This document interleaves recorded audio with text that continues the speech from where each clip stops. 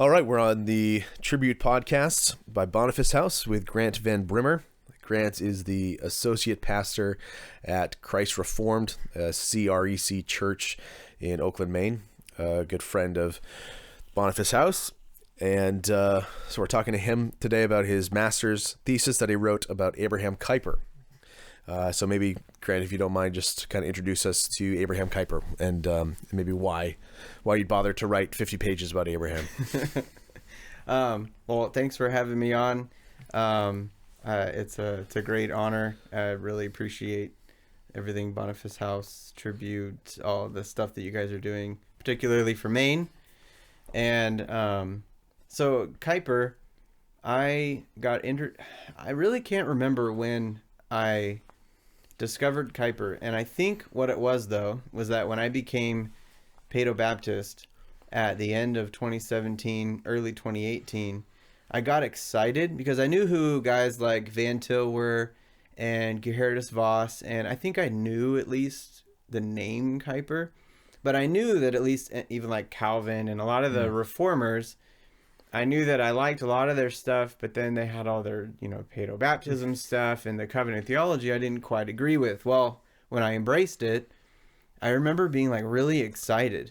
Like, I agree with these guys on a whole new level. Yeah. And I think in that excitement, I looked into Kuyper, what was the big deal about him. And I found that he had this book called Lectures on Calvinism.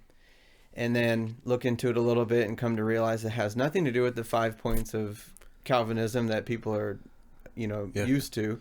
It had nothing to do with tulips or anything. And he's even Dutch, Synod of Dort, talk about right? tulips. Yeah. It's going to be a Dutchman. That's right. Yeah. And so that intrigued me.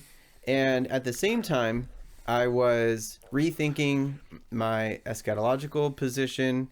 And it was that same time, Erica, my wife, and I came to a post-millennial understanding of eschatology, and we were becoming Paedo-Baptist, and then theonomy got thrown in there too. We just kind of everything covenantal, right? More of a covenantal view of history, of family, of all these things. Yeah. Kind of all the tropes of guys who end up in the CREC. That's right. So like covenant just becomes the governing adjective in your life. Pretty much. Yeah. When was this? So you were in Brooklyn at a CREC. This would have been before Brooklyn?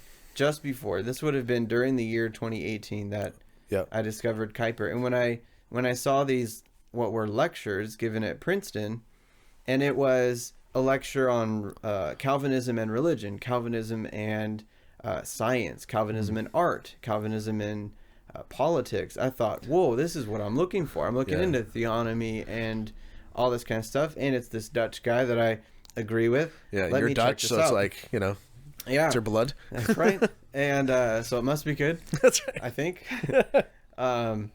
And I found a free audio book. Some guy had recorded lectures on Calvinism and posted it online, and I had about a 30 to 40 minute drive to work every day, so I listened to a ton of stuff, and I could not turn it off. Yeah. What it was confirmation for everything that I think I already believed as far as applying biblical principles to all of life, just in a wholesale worldview.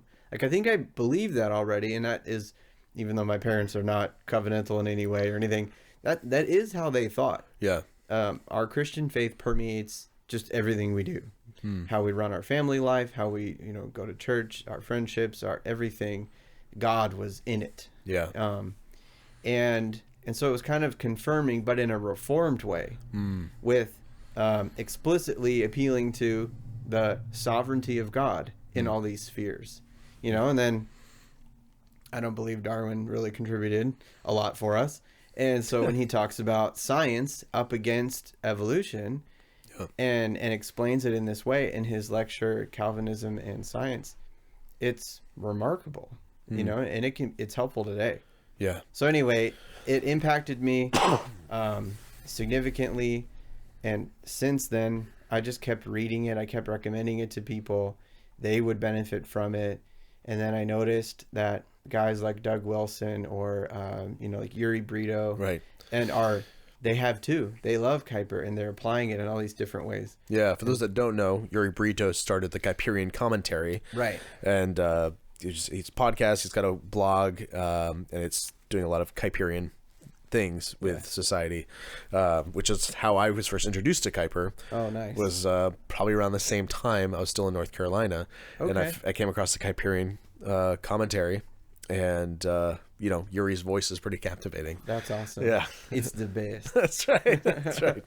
That's good. And so when it came time to write a thesis, I think I had, which is actually kind of funny, I had asked Greg Strawbridge for thesis ideas, and the few that I took from the list that Greg recommended to me, I was like, okay, great, thank you so much, because I just gave my advisor like 10 different things, and he didn't like any of them. And the only one that he said this might be good was to write a thesis on just basically a Christian worldview from Kuyper's lectures.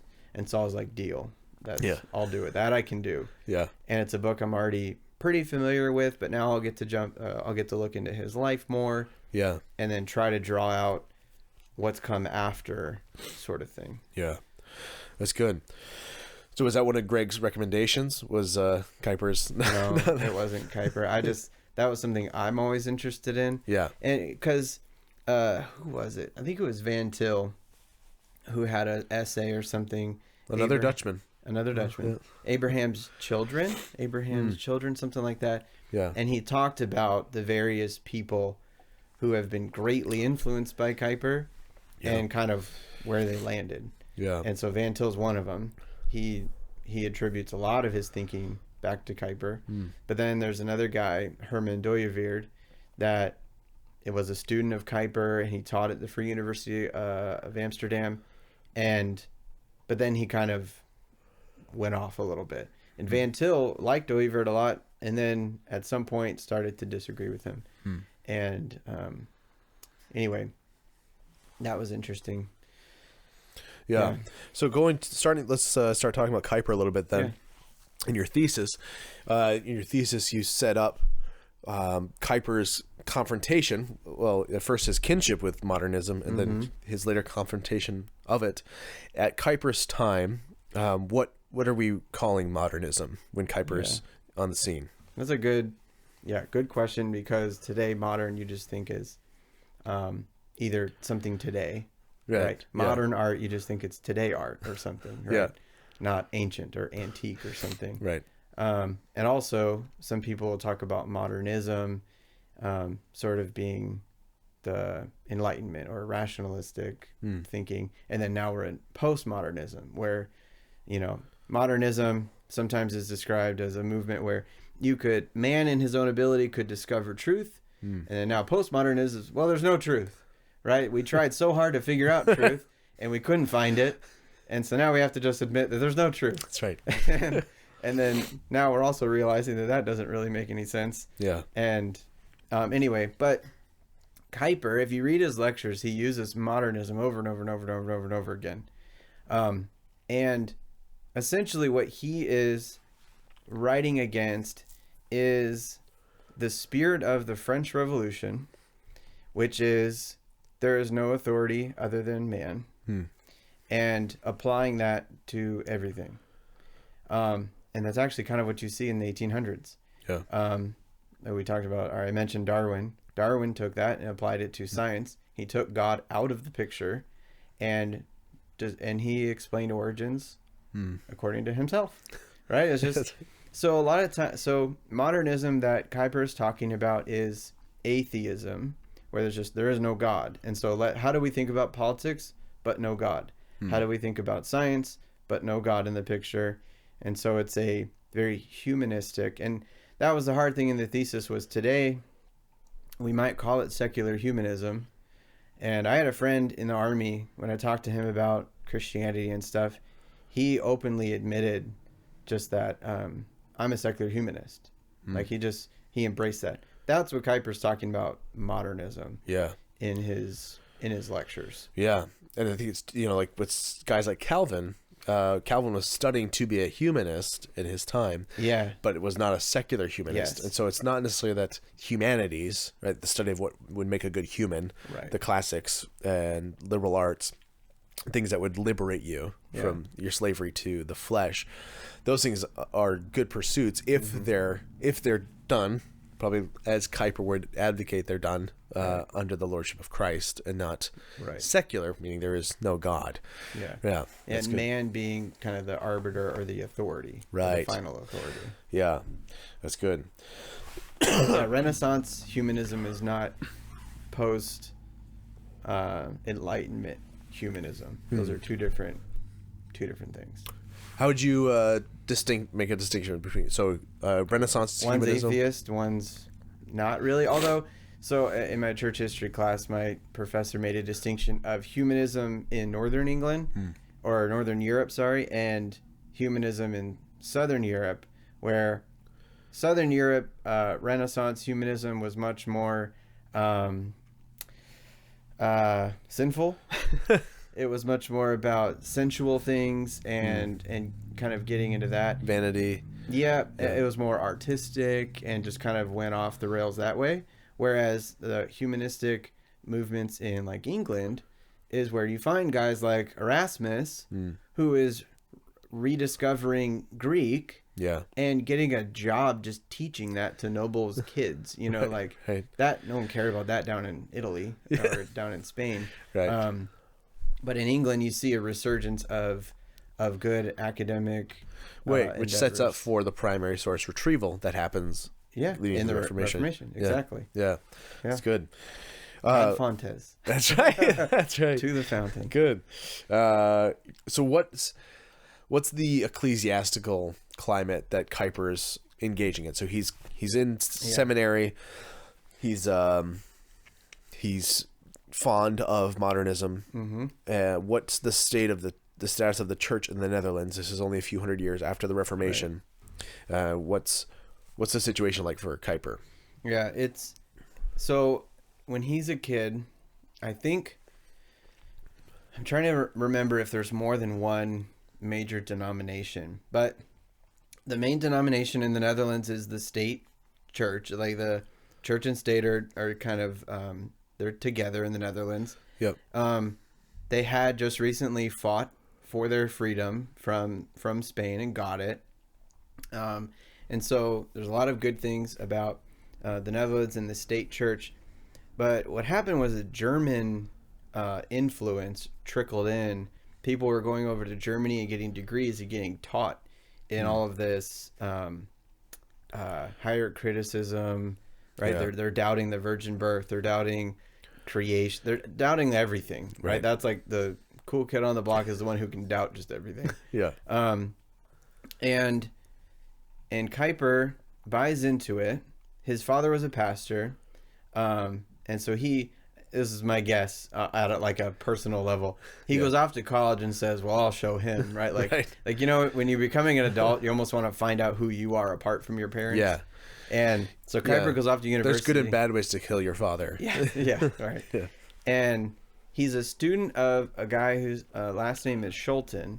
And Bavinck is the one who writes about Kuyper and says if there was anyone better trained and better equipped to combat the teachings of Scholten, it's Kuyper. He learned from him. And then Bavinck also says, plus Kuyper is this orator with no match. Like this guy can just, speak to a crowd. Is Bavinck a contemporary of Kuyper? He is, and he's, I think, just later. Like maybe he's just a bit younger, but he's pretty much contemporary with Kuyper. They were hand in hand at Free University. One was teaching systematics, one was or whatever, and then they both were in politics together too. No doubt. And then they both through Voss, because Voss was very good friends with Bavinck. And the families they wrote letters all the time, and Voss was over in America though. So he was connected with Calvin Seminary. I can't remember their name before it was Calvin Seminary, but then with Princeton. And so in my thesis, I think I did put how it was through Warfield and Voss were Kuyper's Ellis Island. Right. That's how he got to America audience. But anyway, but the church is diving into liberalism full sail, and Kuyper was one of them. And it was in university. He just got really indoctrinated into that, the liberal theology of the middle of the 1800s. He was born in 34, so he would have been in university 1850s, 1860s, around that time. But yeah, that's when all that German, there's different sects. If you look into the Netherlands at the time, there's 4 or 5 different groups, but all of them essentially are just denying the authority of Scripture as primary. So, yeah, it's interesting. Like the within once you have confusion like that, schism kind of becomes self-replicating. And so for example, the Methodist Conference, the far left progressive branch that's flying various colored flags. Yeah. They have not been able to have a meeting amongst themselves because they can't agree on almost any governing document they're trying to put forward. Wow. So like this small minority of militant advocates, like within that group, that's experiencing schism. So it's just real fascinating to see things like this, like with what's happening in the state church in the Netherlands. It's like that. Or even, you see this I think you'd see similar things in the Episcopal Church, where there are variety, like the money grabs and the church is leaving all these things like heterodoxy and Babel like events breed chaos. That's fascinating. That's interesting. Yeah. So how would I thought it was neat reading your thesis. There's kind of like a Eusebius style perspective on history, where Eusebius really explicitly is like, God does this thing with this people here, and so I appreciated that your thesis leans on God's providence working through Kuyper, and it's like, this is God's work in his church, and these are the servants that he's using to do it. Right. So I thought that was a real helpful way to, even just like someone who's reading this, to be taught how to think about history, and very Kuyperian of you. So how would, I think you've kind of touched on this with Boving's quote about Kuyper. It's like, if anyone is going to be used for a moment like this to kind of bring the church back to orthodoxy or to combat this, it's going to be Kuyper. So maybe another way, how could you maybe articulate more, kind of elaborate on God's providential timing, maybe like the timing with Kuyper, his giftedness, you've alluded to this oration, and even where he was positioned to serve as being providentially. And I think Kuyper, living in bigger cities, the older he got, his dad was a pastor and he had a few different pastorates, and then they ended up in a bigger city. And then of course Kuyper's going to school, I think it's in Leiden. He got his I think that's how you pronounce it, but bigger city. His first pastorate is in a small country church, and he starts preaching, and he's preaching these liberal things. Yeah. And the people don't like it. And they're like, the heck is this kid doing? Like, who does he think he is? Ruining our Dutch faith. And God bless her, there is a little old staunchly reformed lady in the church who says, basically, here's Calvin and here's his institutes. You probably should read this. Seems like you might need this. And but Kuyper does. He does love these people, and he reads it and he realizes that he's this liberal from the university, but none of his people are. Like, this is not something representative of the people throughout the land, but the powers that be, or the elites, or however, are the ones who are holding to this. And there's another a book, as a novel really, by Anne Radcliffe, and it's these two things, Calvin's Institutes, and then also this novel that really kind of brings the conservative back to life in Kuyper, and he never looked back after that point. He seems to be a very stubborn man, and some people said he was incredibly hard to work with, but the man never stopped working. Yeah. And always working towards good things too. So then, because of that though, there's another man, Groen van Prinster, who is more of just a politician, but very Christian minded politician. And he wasn't the best leader. He wasn't the best speaker. And so, but he knew where the country needed to go. He kind of had the vision, but just didn't know how to get people going. One of the descriptions of Van Prinster was that he's a general with no army. And, and Kuyper was kind of what he needed. And so then they worked together and started, well, let me back up a little bit. Kuyper then goes through a couple pastorates and ends up in the big church, the big dogs in Amsterdam. And so he's by all of the important people, and he's pastoring at this church with these liberal pastors kind of on a team. Domkirk is the name of this church for the city. But there's this team of pastors who care for this massive church, and he's one of the only staunchly conservatives on this team. And so he's starting to try to figure out, like, how can I get these guys out of here? But because he knows the people don't like this. Right. And so he just starts to work to expose it. He starts preaching Calvinism, like the 5-point type Calvinism and stuff, and the people love it. Yeah. The pastors hate it. They want him gone. Like, this is ridiculous. And so he starts the fight there. But then what Kuyper does with Van Prinster is they end up starting the Anti-Revolutionary Party.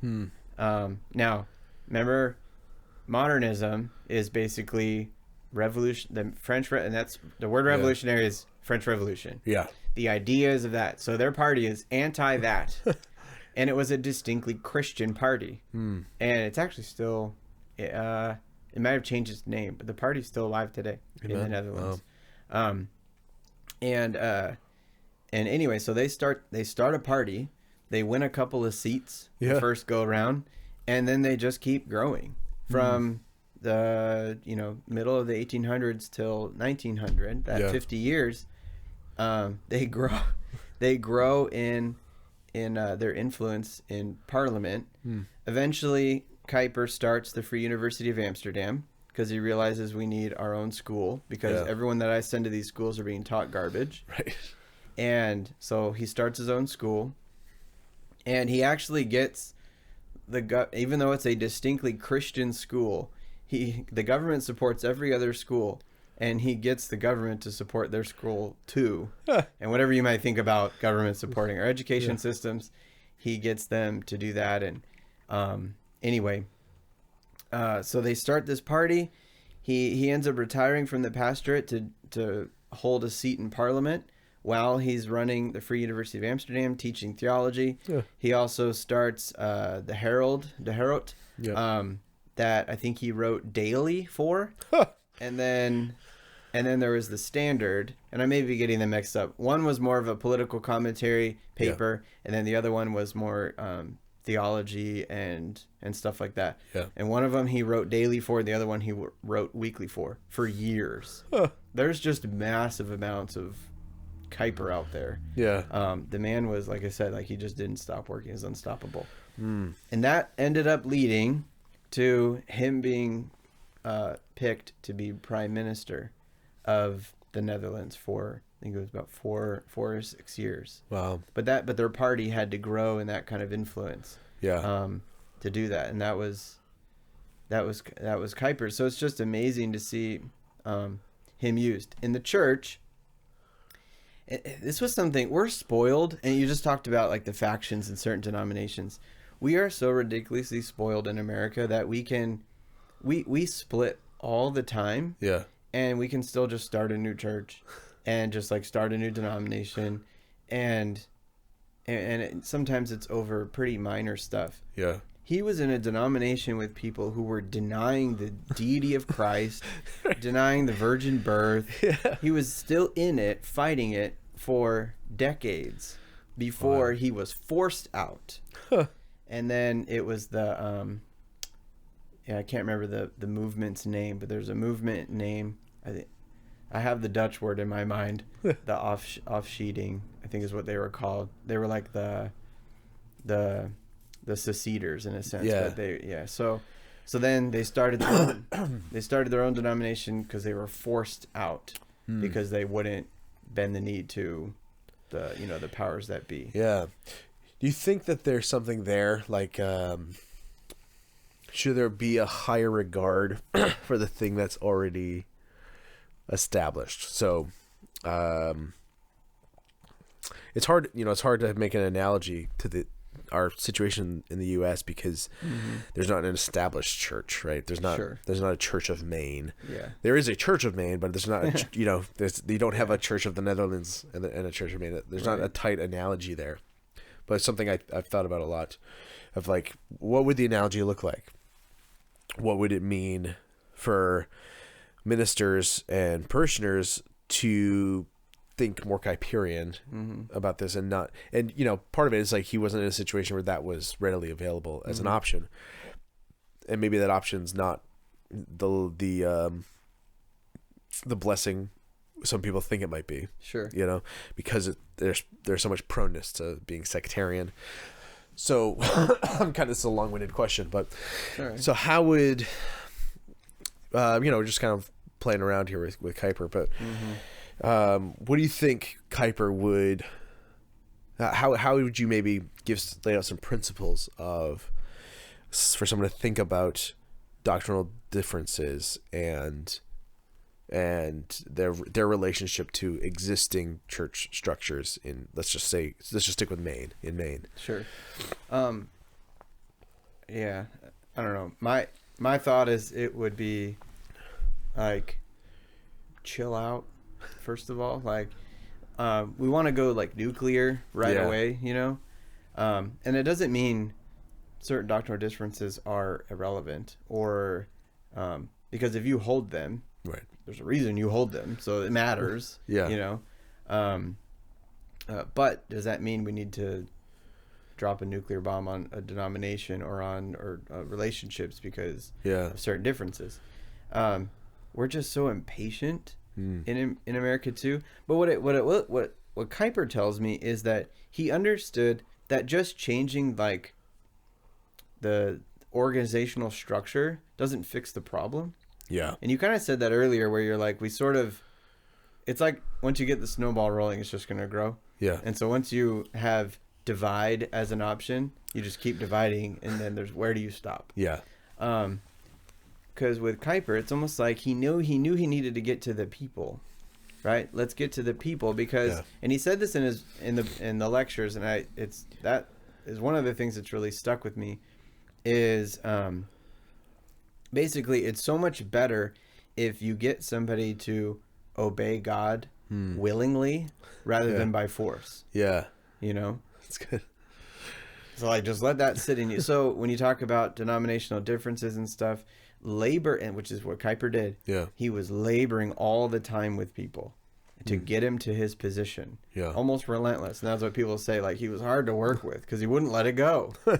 But he also didn't just think, well, I'm just going to divide. Yeah. I'm just going to give up on you. You do you, me do me. Yep.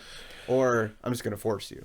Yeah. He was like, no, I'd rather just continually plead with you and plead with you and plead with you. Right? And if we're post-mill, then we got time. That's right. Like, right. We're good. We'll win in the end. Yeah. Yeah.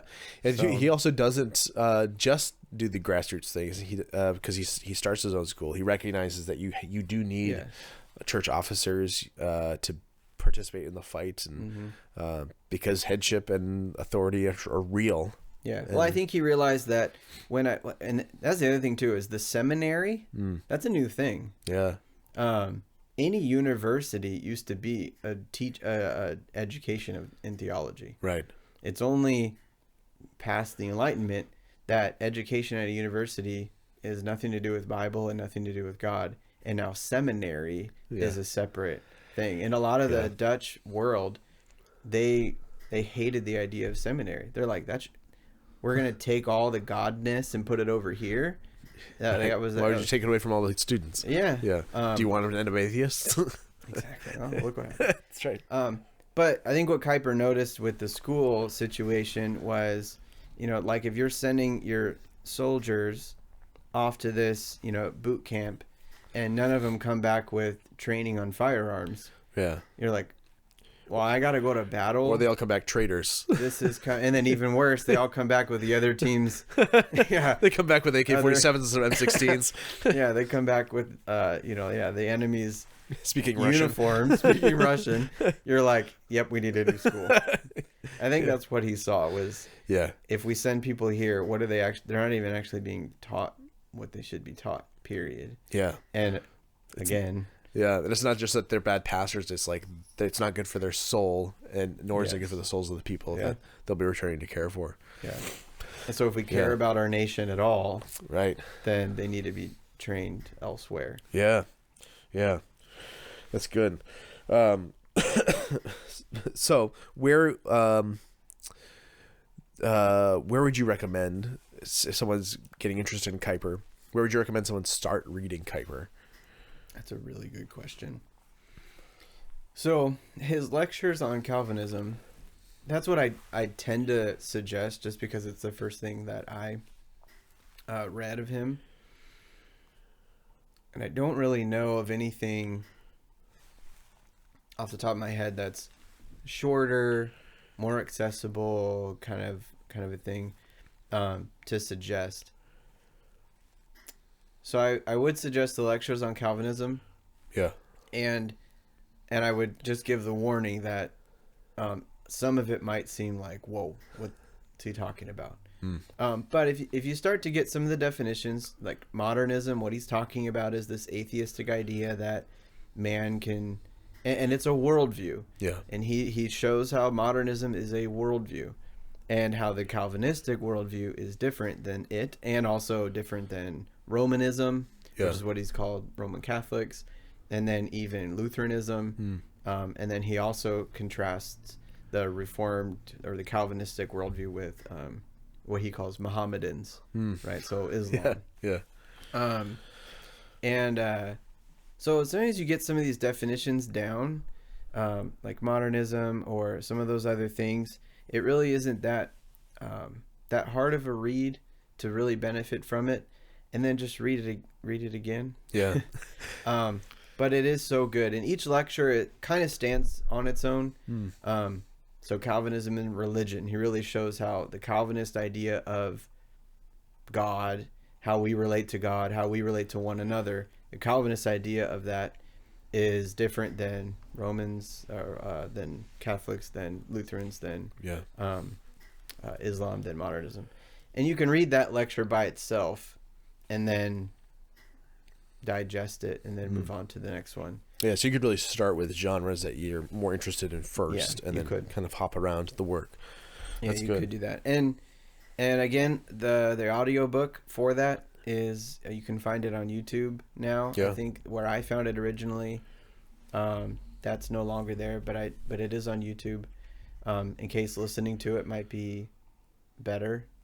But beyond that, Kuyper has a massive amount of books. There's a 12-volume set of his works that Lexham Press puts out. I only have 2 of them. Yeah. Pro Reggae is 3 volumes. His Common Grace is 3 volumes. He has a volume on economics, on his politics, on education, on Islam. Wow. It's 12 volumes. Beyond that, he's got there's a book called Rooted and Grounded, and it's a sermon, or it's an address he gave.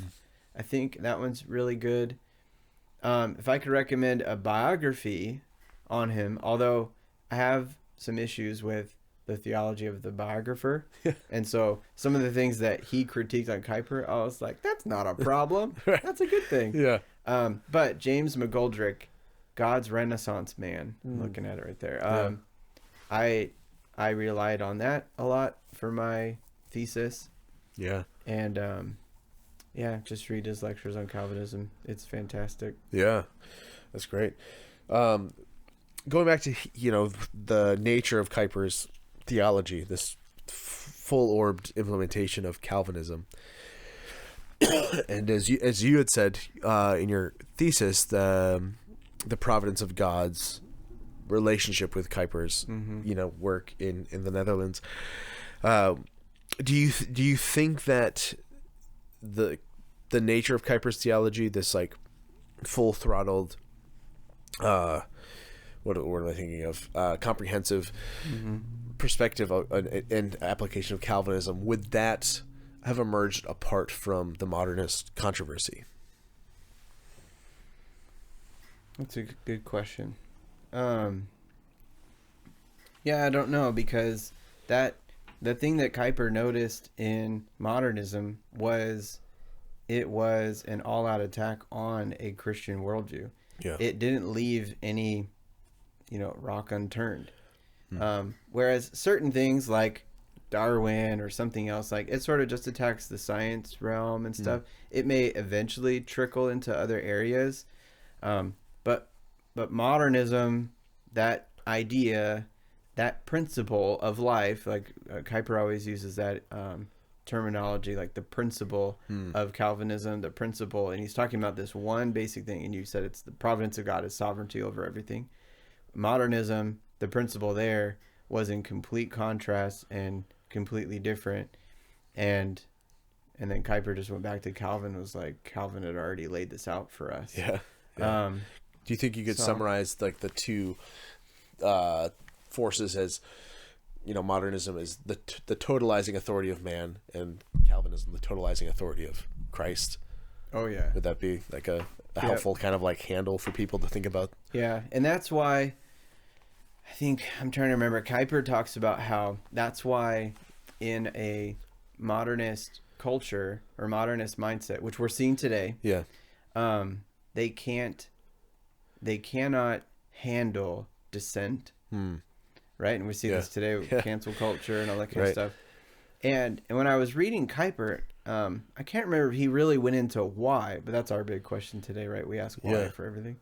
I was like, why is that? Why can they not? I was like, because that's the source of all that's good in life itself. Yeah. So if you disagree with the collective of mankind's thought, it's kind of Rousseau thinking, right? Like the will of the people is the highest good. Yeah. What did Rousseau call it? Anyway, if you go against that, you're going against the highest good of society, and so you need to be silenced. Right. It's violence. Your existence is violence to the and your violence is justified in your thinking because you're literally killing the source of life, which is man. Yeah. So. Do you like in ways the inverse is true about reality, that someone that is anti-Christ, that is against the authority and lordship of Christ, does break out against all sound wisdom. They break out against what makes someone human and lively and capable. But the thing that they're rebelling against is a different kind of thing than a human being.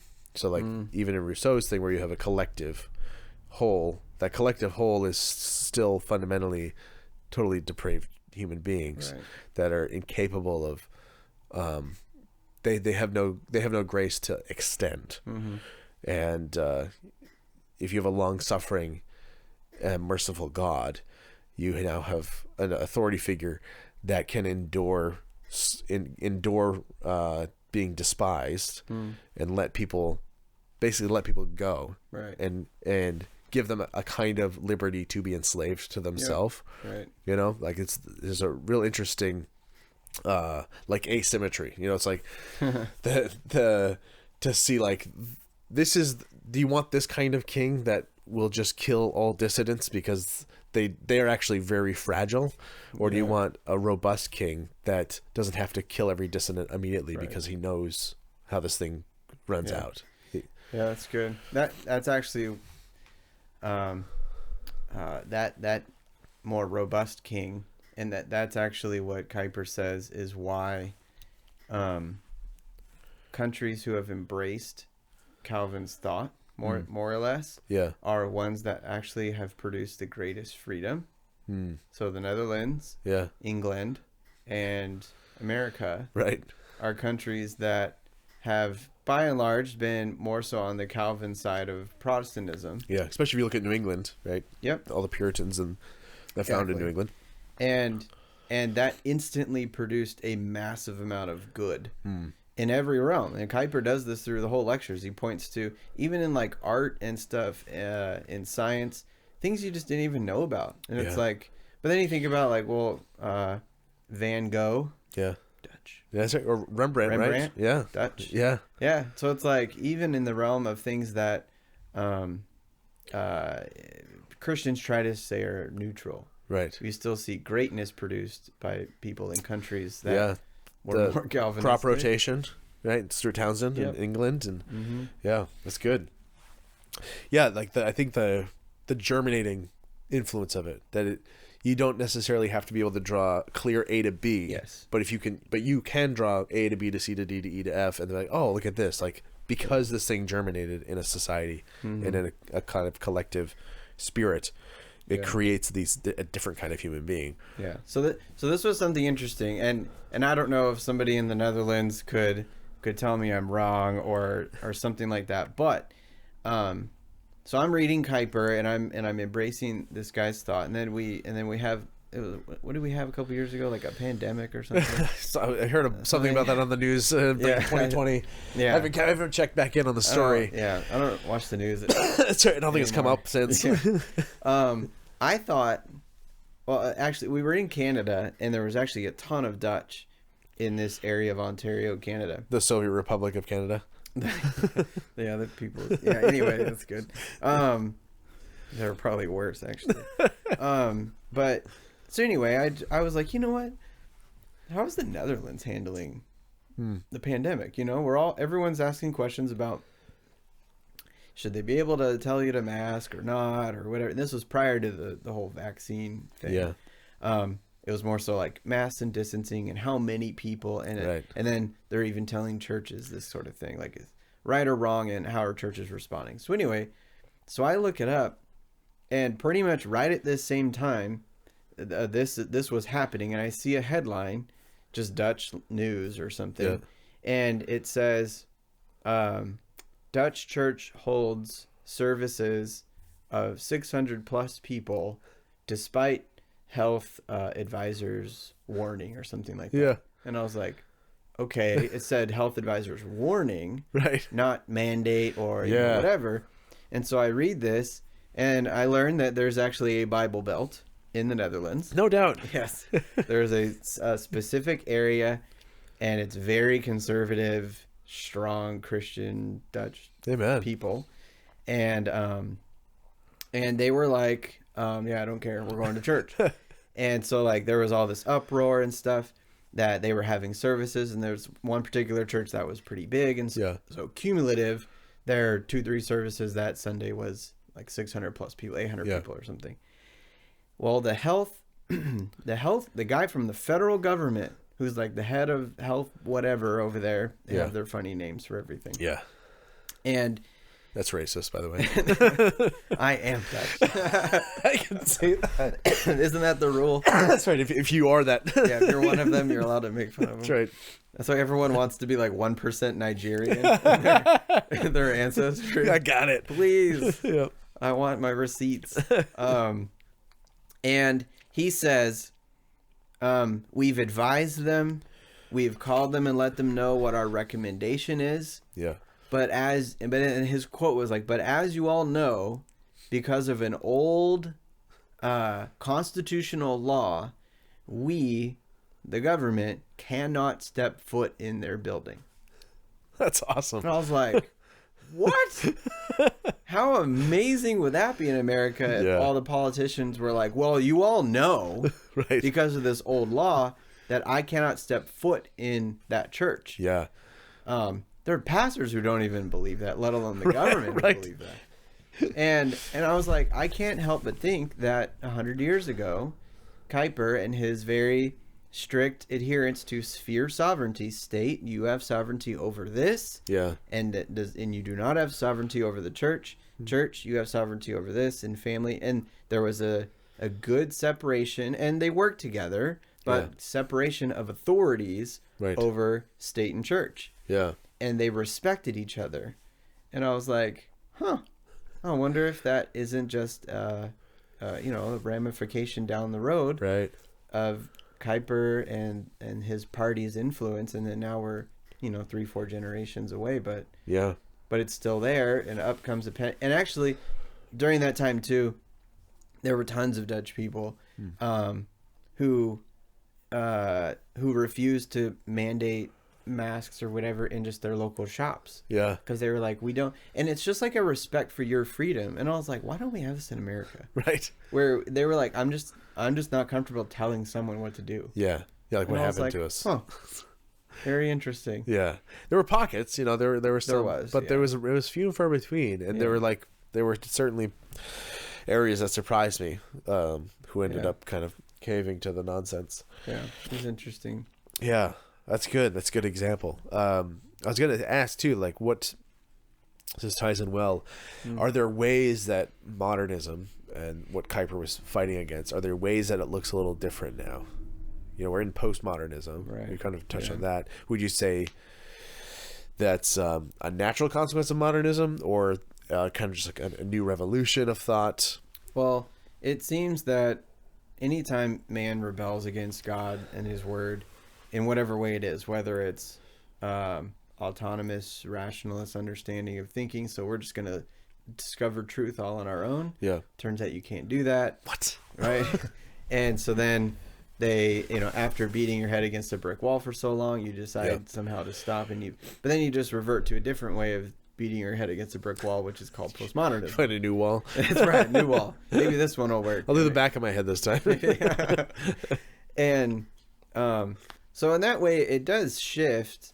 What's interesting recently, I think, is that there's kind of a rise in belief of the spiritual, though. Yeah. New Age occultism is becoming really popular. So I don't know if we're really fighting against people being atheist. Yeah. We're fighting against people who are definitely spiritual and believe in all kinds of forces in the world. But the problem is still going to be, I decide what that means. Right. And so in some sense, it's going to be the same. It's autonomy versus theonomy, right? It's my way or God's way. Right. That's the battle. Yeah. Yeah. I think, I should be rewarded for going this long without mentioning James Jordan. Oh. But the list coming up. Jordan talks about the spiral nature of history. Yeah. And that I'm sure you're familiar with this. And he says the need that the church needs to recognize at present is not that people aren't asking how am I right with God anymore. That was a Reformation era question, and that question lasted for a long time, and was answered very robustly by the Reformers and the Protestant church. But the problem is, and I think a large reason why evangelism, at least in Maine, is oftentimes flaccid, is because we still think people want to have that question answered.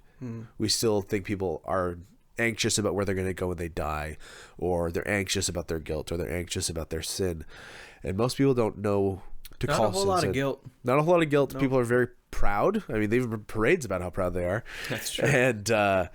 And you could, I think there are ways you could say, well, this is a way to cope with their guilt. This is a way to cope with their shame. And I'm sure it is. Shame is inescapable. Guilt is inescapable. Yes. But that's not the question that they need addressed. They don't know who God is. And that's what you're indicating, I think, here, is that there's a rise. Like, we've gone through a very long stretch of religiosity, which is completely novel in human history. Like, people need religion, they need transcendence, they need this because they're made to worship, and so people have to worship something, right? And so the need that has arisen because of the drought that they've gone through for the last 40 to 150 years, depending on where you are, is they don't know who God is, and so the church needs to. So there are people are lonely, and people don't know who God is, and so that's what the church needs to do now. That needs to be the accent on evangelism, and let them figure out sin after they've been brought in. Right. But like Tish said, this is the true personhood. True personhood is found in the triune God. True community is found in the triune God in the church. And so bring them in, and then eventually they'll figure out what their sin is, because they'll be under the submission of God, and they'll be hearing His word, and that will do its work on them. But it does seem like that would be maybe the shift.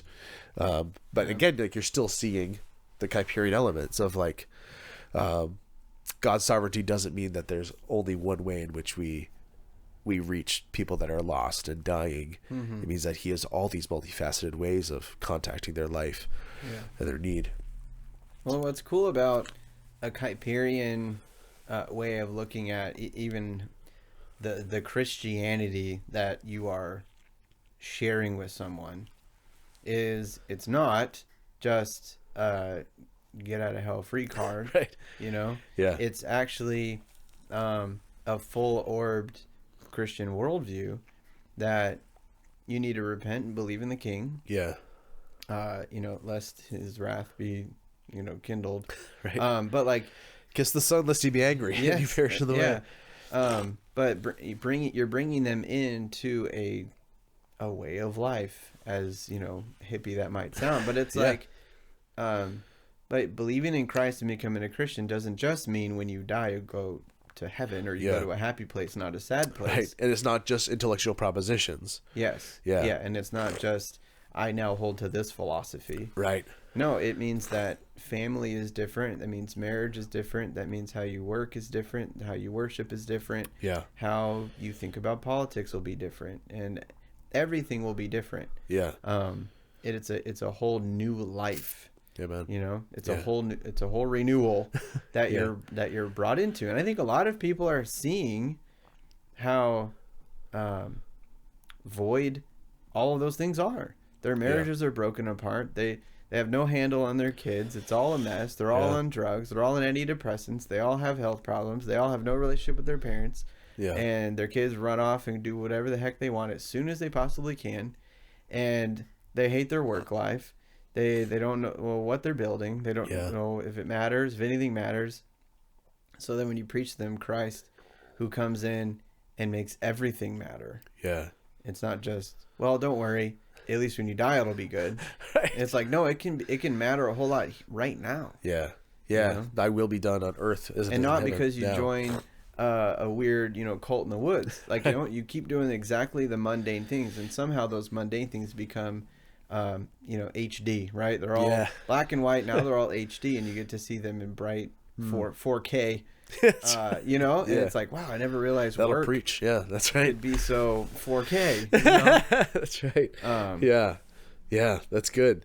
So how is it along those lines? Is that how you would, or how would you kind of target Kuyperian thinking at Maine? Like if Mainers are hearing this, they're excited about Kuyper and his thoughts, and how would a church in Maine kind of start to implement this? Yeah. It's hard to prescribe things when there's all these different scenarios, but Yeah. if you could kind of generally prescribe Mainers a way forward. Yeah, it's best. I've been here a little over a year. That's right. I think I'm barely starting to understand the Mainer. We're a strange folk, Yeah, some of you are. Some of you are pretty normal and pretty awesome. Yeah.